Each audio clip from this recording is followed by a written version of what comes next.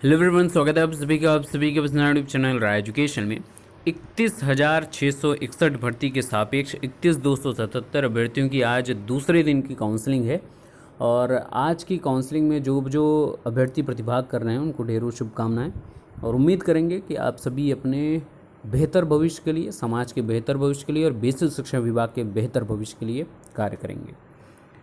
सबसे इम्पोर्टेंट बात है कि अभी तक ये लोगों को नहीं पता है कि नियुक्ति पत्र में अभी तक विद्यालय आवंटन नहीं होगा, तो फिर विद्यालय आवंटन कब होगा इसके बारे में मैंने कई बार आप लोगों को बताया है कि 22 तारीख तक स्थानांतरण वाला जो म्यूचुअल ट्रांसफ़र हो गया या आपके अंतर जनपदीय तबादले का काम चल रहा है, और उसके बाद ही कुछ चीज़ें संभवतः होंगी जैसे विद्यालय आवंटन।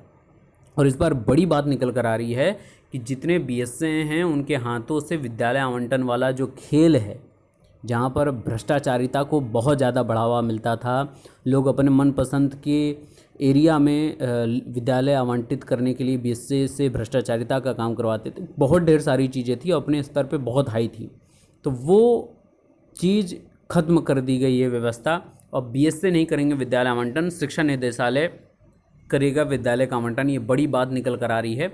और नियुक्ति पत्र मिलने के बाद बीएसए कार्यालय पर ही शिक्षण कार्य करना होगा क्या, ऐसे लगातार कमेंट आ रहे थे, तो सभी का जवाब इस वीडियो में है। तो चलिए वीडियो शुरू करते हैं। तो बड़ी बात क्या निकल कर आ रही है कि विद्यालय का आवंटन अब शिक्षा निदेशालय से तय होगा। इसके लिए मानव संपदा पोर्टल पर उपलब्ध डाटा से मदद ली जाएगी। बीएसए से सारे अधिकार छीन लिए गए हैं। विद्यालय आवंटन में लाखों का जो खेल होता था वो अब समाप्त हो गया है। और ये विद्यालय आवंटन होगा कब से, तो 20 के बाद स्कूल आवंटन, 15 अक्टूबर को काउंसलिंग समाप्त होने के बाद 16 अक्टूबर को नए शिक्षकों की ज्वाइनिंग जिला कार्यालय पर कराते हुए प्रभारी मंत्री, सांसद, विधायक और अधिकारियों द्वारा उन्हें नियुक्ति पत्र दे दिया जाएगा। इसके बाद यह सभी शिक्षक विद्यालयों के आवंटन होने तक जिला कार्यालय के अंतर्गत ही शिक्षण कार्य करेंगे। बीएसए के अनुसार 20 अक्टूबर तक विद्यालयों की सूची तैयार कर इनको आवंटित कर दिया जाएगा। तो ये बड़ी अपडेट निकल कर आ रही है 31,277 अभ्यर्थियों के लिए। और इसी में कि शिक्षकों की नियुक्ति में बीएसए से अधिकार छीन लिए गए हैं। डॉक्टर पवन तिवारी जो बीएसए हैं और कानपुर आपके ज़िले के, उन्होंने बोला है कि शासन से निर्देश मिला है कि 69,000 शिक्षक भर्ती में जो शिक्षक नियुक्त होंगे उन्हें जनपद का नियुक्ति पत्र मौके पर दिया जाएगा। स्कूल का विकल्प अब निदेशालय से ही मिलेगा। तो बेसिक शिक्षा विभाग में जब जब शिक्षकों की नियुक्तियाँ हुई हैं तो शिक्षकों को मनपसंद स्कूल देने के नाम पर जमकर चढ़ावा लिया गया है। अंदर खाने खेल यहाँ तक हुआ है कि जितनी मोटी फाइल तैयार, घर से उतनी ही करीब स्कूल मिल गया। हालांकि अब शिक्षकों की नियुक्ति में ऐसा कुछ नहीं हो पाएगा। 69,000 शिक्षक भर्ती मामले में नियुक्ति से पहले ही शासन ने बीएसए से सभी अधिकार छीन लिए हैं।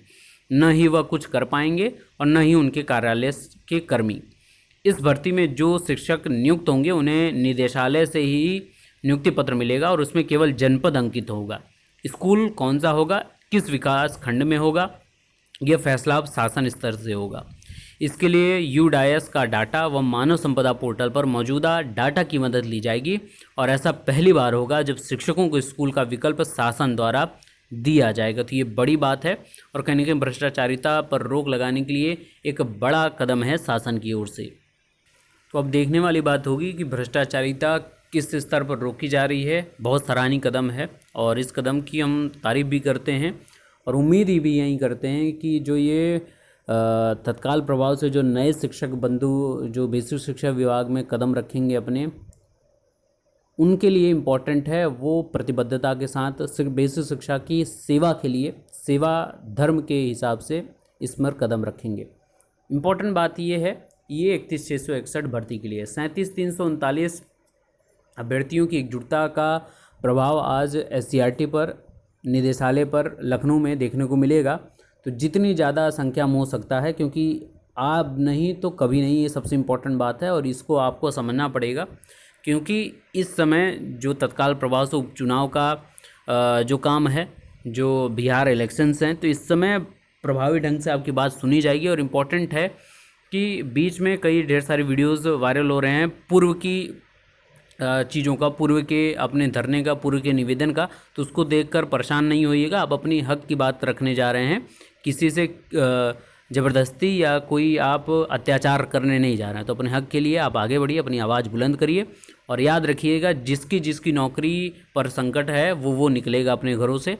बाकी लेटेस्ट अपडेट के लिए बने रहिए। Best of luck, thank you so much.